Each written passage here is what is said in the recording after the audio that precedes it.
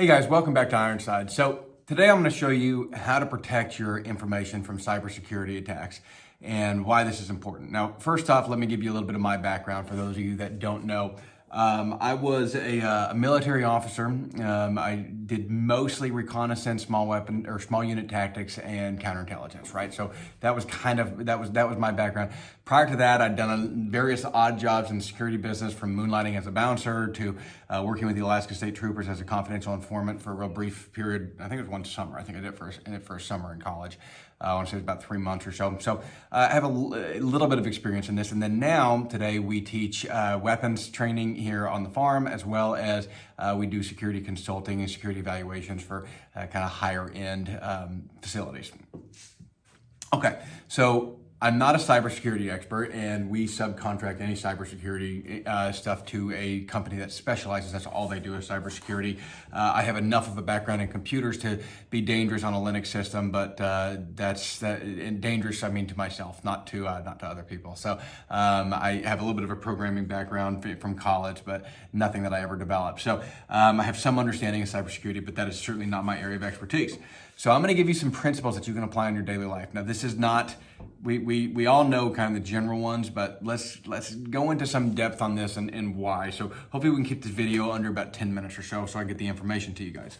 All right, so the first thing is to delete your credit card information from your systems. And what do I mean by that? Having your credit card information stored on your computers and on your phones, though convenient, is extremely foolish, because it opens it up way too much to easy hacks that can access those systems. And so storing stuff in like Apple wallets and stuff like that, I find that very foolish. So put your credit cards in your wallet and pull them out when you need to enter it. It's not that big a deal to type in those 16 numbers. I understand it's very convenient, and unfortunately there's systems that kind of force us to use them, like Amazon, right, where you kind of have to leave it in their system. And same thing with like your Apple account and stuff like that if you have an Apple phone. So you're kind of stuck with it on certain systems, but where you can control it, you want to control it. Now, one thing that we do is cycle through credit cards periodically, and so we occasionally just call and block and delete an old credit card and get a new one, or debit card, whatever, and get a new one in. And that way it protects us from those ones that kind of have to store it. We get to kind of cycle through it periodically, because I don't really buy anything from the Apple store, so they don't need to know that my card has been canceled and that it's no longer working, because most of the apps I download are free, and we don't use our phone for much other than business stuff, which I'll go into here in a second. So control your credit cards, use RFID blocking wallets, delete the information off your phones and your computers. Get rid of that crap. You don't need it on there. It's not that convenient. It's not that handy to have, and it's too accessible, especially when you're on like airport Wi-Fi and hotel Wi-Fi and stuff like that. So we want to stay off of that and control that information. So delete all that information off there. All right. The next thing, and this is really simple, there are 3 credit unions, right? There's Experian, Equifax, and TransUnion. Call each of them and lock your credit. It's very simple now. You can do it online. It's not like the old days where you had to send in a letter. Now you just do it online, and you can unfreeze it by logging in. Now, what we have done is we store those passwords, and we store them offline. Now, there's a number of ways to store this. I'm not going to tell you exactly how we do it, but there's a number of ways of storing that we'll go into here in just a second. But all of our passwords are stored offline. They're not on like an Apple keychain or anything like that. Again, I got it. It's convenient, but how often do you really need to access your banking information? If you want to store passwords on your Apple keychain, or I assume Mac or PCs have an equivalent thing like that. But if you want to store passwords on your computer, do it with your Facebook account. You know what I mean? Not a big deal, but don't store important passwords on your computer. It opens them up too much. But lock your credit. It's a very simple thing to do. For those of you that don't know what that is, freezing your credit, it basically just makes it to where nobody can do anything with your credit score until you call and unlock it. And again, those passwords are really important, because if they get that password, they can log on and unlock your credit. So it's an important password to keep.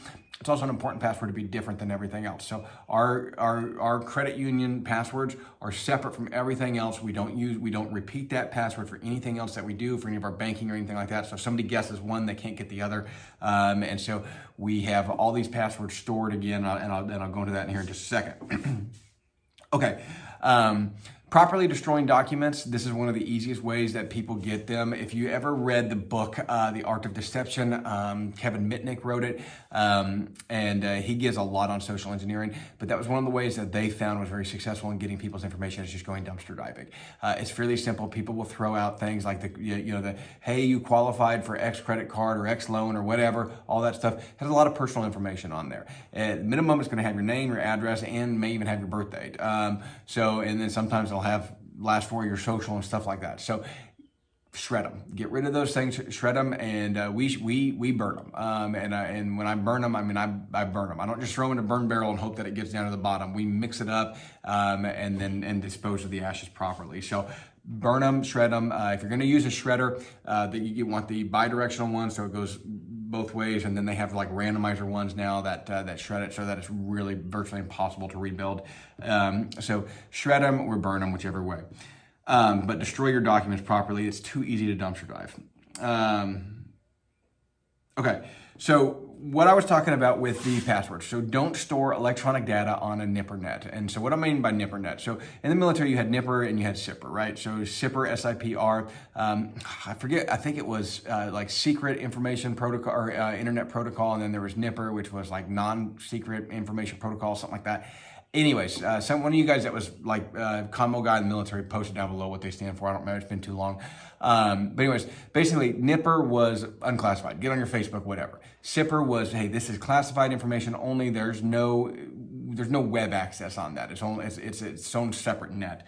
And so there's a lot of breaches where somebody would accidentally like plug like a SIPR wire into a NIPR net, and it would allow the whole SIPR net to get access to the internet, but it would compromise the entire thing, and that's a lot of secret data on there. So we don't want to store data on a NIPR net or on a public net, anywhere that a public Wi-Fi is ever going to touch. So like, again, we're talking about passwords on your computer, right? People use a keychain.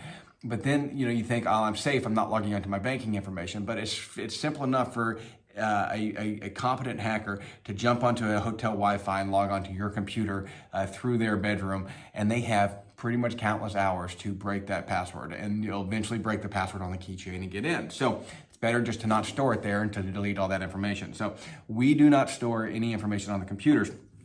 There's a number of options for storing those passwords because reality of it is we have to store them. You can do the old-fashioned way of writing it in a book, and that is actually a fairly successful way. Problem is, you ever have a house fire, you're in kind of a jam.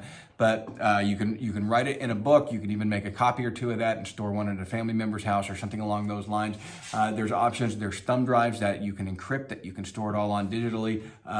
There's a number of things to do. Make sure that you hide it well, but it's got to be somewhat accessible because you got to get into it. So this isn't something that like your emergency fund, right? Your emergency $20,000 of cash, where you can hide that in a place that might take you 20 minutes to, I don't know, if you bury it in your backyard or whatever, to dig it up. This is a little bit different because you're going to be accessing this all the time. So you have to have it secure, but physically able to get to. What we look at is like kind of the HIPAA compliance, right? So it's got to be behind double lock and key. So, and I don't include the house locks as a first lock, right? So you would want, like, if you were going to do something like that, you would want to put it in the house lock and then lock it in a safe. And then if you were going to handwrite it, you would want to have some type of encryption on the handwriting, which is fairly simple to do if you do a cipher. But again, that gets really complicated. Or again, you're putting it on a thumb drive or a hard drive that you've encrypted. That's a really solid option. And again, it doesn't access the internet. You pull up the document that you need and then immediately remove it so that you get your password. So that's a very safe way of doing it. Okay, let's see. Using a VPN, this is also a very safe way. So VPN, so for those of you that don't know, it's a virtual one of you IT guys down there, post what these things stand for. It's virtual protocol networks, something like that. Anyways, basically what it is it's in its most simplest form, it's a dummy routing for your internet. So if somebody wants to see where you are and you're Google searching whatever, then it routes it through like Ukraine or Bosnia or Canada or wherever you want to pick that your internet can be routed in. So that person thinks that you're somewhere else, and basically adds a mask. So basically what you do is you wire into their internet, and then it wires it out to do your search. And so that's the simplest way to put it. So using a VPN, they're fairly inexpensive. $100 a year can get you a VPN for two people, for you and a spouse, and it's fairly simple to do. I like Proton because Proton offers their mail account with it, and so that's a really good option. Okay, and on that, having a mail account, email account. So on my phone, a lot of people think that if you access your phone, you think about how much information is on your phone. You have bank account information. You might have your Edward Jones or Merrill Lynch information. You have all your you have your emails open to where anybody that accesses that, even if you don't have that stuff on there, if they have your email, they can reset all your passwords. So it's fairly simple to do that. So what does that mean? Take that crap off your phone. Do you really check your bank account information that often that you need to access it on your phone every day? No, you check it a couple times a month to make sure that you didn't overdraw something, or to make sure that you didn't forget a check that was out there from 3 months ago that somebody didn't cash, etc. So the simple fact is that you don't need all that access on your phone. On my phone, if somebody were to access my phone, if somebody were to steal my phone, right, if I were traveling to China and the government were to hack my phone and download all my information, the only thing that they're going to get is our Facebook login, our YouTube login, which I can change before I even knew what was going on. So our Facebook login, our YouTube login, and they get a bunch of email accounts, none of which are actually the ones that are tied to all of our passwords. So all the email accounts that I have on my phone are business accounts, right? We have a bunch of different businesses, so I have all those on there because I answer those emails all the time. The one important one that we have is through Proton Mail, because Proton Mail is very, very secure. And that's the one important email that we have. Everything, all of our passwords and everything go to that email. And that email is not stored on our phone. In fact, that's the only password that I don't have stored anywhere. I have that one memorized. And so that one is just, it's a simple enough thing that it's up here. It's not going on paper anywhere. It's not going anywhere that somebody can access that information, because that, with that email account, they can reset all my other passwords and get access to everything. So we want to avoid that situation, obviously. So using VPNs and then using good solid mail accounts. Gmail is incredibly easy to hack, guys. I like Proton Mail. It's a much better one. And again, I don't really send anything other than to close friends and family from that. That's not the one that I would give out to anybody on the internet or anything like that. That nobody has, that's not friends or family has my Proton Mail account.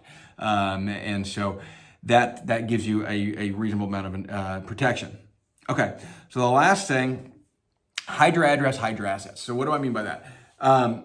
It is fairly inexpensive to pull out a UPS box, right? UPS boxes, they cost, I think the small one's about $150 a year or so, maybe a little bit more if you're in a bigger city, but it's pretty inexpensive to have that, and that is a lot of protection on your personal privacy, because you don't want your address out there everywhere. Now, there's some people that take this really extreme and they wrap their house up in an LLC so that it's like really hard to find, and that to me is a little bit extreme. I don't have that many people after me, thankfully, not yet anyways.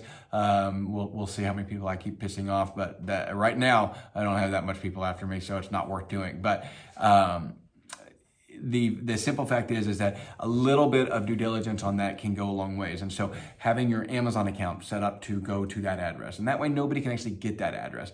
Having that set up as where your mail goes and everything, it keeps everything really, really clean. So that way you know when somebody is delivering a package to your house, it's wrong, right? Because we don't have packages delivered here. Packages get delivered to our UPS box and we go pick them up.